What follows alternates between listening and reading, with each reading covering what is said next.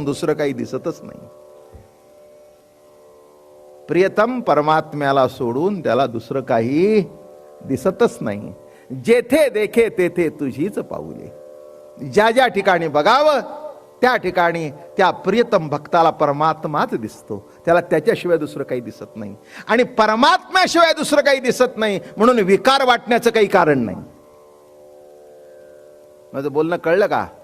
ज्ञानाला सगळं ज्ञानरूप दिसतं, विषयाला सगळं विषयरूप दिसतं, आणि प्रेमी भक्ताला असं वाटतं जिथे जिथे कोणी आहे बघा, ज्ञानाला दिसतं पण त्याला असं वाटतं हे सगळं ब्रह्मरूप आहे, हा म्हणतो सगळं कृष्णरूप आहे. आता माऊलींच्या दर्शनाला लांब लचक लाईनी लागते, तेव्हा काय होतं? गावाच्या बाहेर कुठे काढलं? सिद्ध बेटामध्ये. का काढलं? समोर उभे असून. नीट लक्षात ठेवा. मग एक जर विकार आपल्यातले असतील तर आपण ते आपल्यातले विकार दुसऱ्यावर घालून बघतो.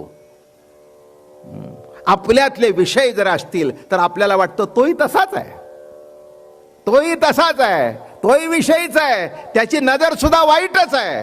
हे कुणाला दिसतं? ज्याची नजर वाईट आहे त्याला तसं दिसतं, ज्याची नजर चांगली आहे त्याला सर्व चांगलंच दिसतं.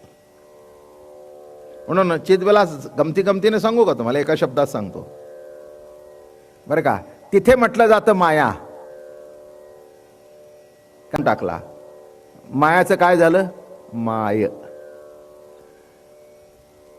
झाला चितविलास. काय झालं? माया. काढ माय, संपलं. बाई म्हटलं विकार आला, आई म्हटलं विकार संपला. माया म्हटलं बद्ध झाला, माय म्हटलं मुक्त झाला. नवे नवे माय म्हटल्यानंतर ती माय जवळ आणि तुला उचलून घेतलं. किती फरक पडला तो बघा. म्हणून लक्षात ठेवा, हे विषयाचा अद्वैत असल्या कारणाने सर्व कर्मामध्ये त्याला दुसरं काही दिसतच नाही. आणि प्रेमी भक्त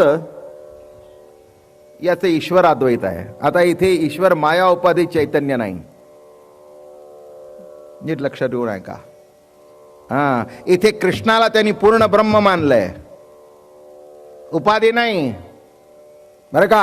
आम्ही वारकरी सुद्धा तेच म्हणतो. पंढरपूरला गेल्यानंतर हा जो कृष्ण तिथे पांडुरंगाच्या रूपाने उभा राहिलाय, आम्ही काय म्हणतो? अजिम्या ब्रह्म पाहिले. म्हणो की निर्गुण रे सगुण निर्गुण एकू गोविंदू रे. अनुमानेना जया श्रुती नेती नेती म्हणती गोविंदू रे. म्हणून या ठिकाणी महत्वाचा भाग असा आहे की प्रेमी भक्त जो आहे त्याला सर्व ठिकाणी कोण दिसतो? कृष्ण परमात्मा दिसतो, दुसरं काही दिसत नाही. हरी येथे रे हरी तेथे रे, हरी वाचोनी न दिसे रे ते रे. पण ते निर्गुण निराकार ब्रह्म नाही तर सगुण साकार ब्रह्म. सर्वामध्ये त्याला सगुण साकार ब्रह्माचं दर्शन होतं. हेच तर कृष्ण चरित्राचं आणि गोकुळ चरित्राचं वैशिष्ट्य आहे. म्हणून कमी लेखू नका.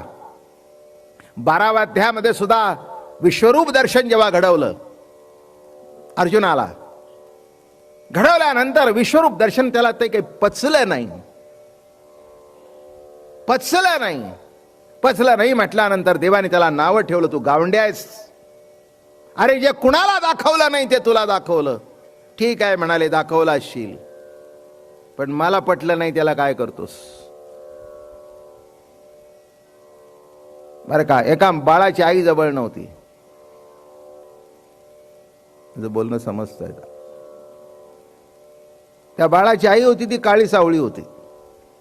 शेजारची मावशी गोरी पान चांगली होती. मग ते म्हणले, अहो जरा मावशी जरा या, त्याला घ्या.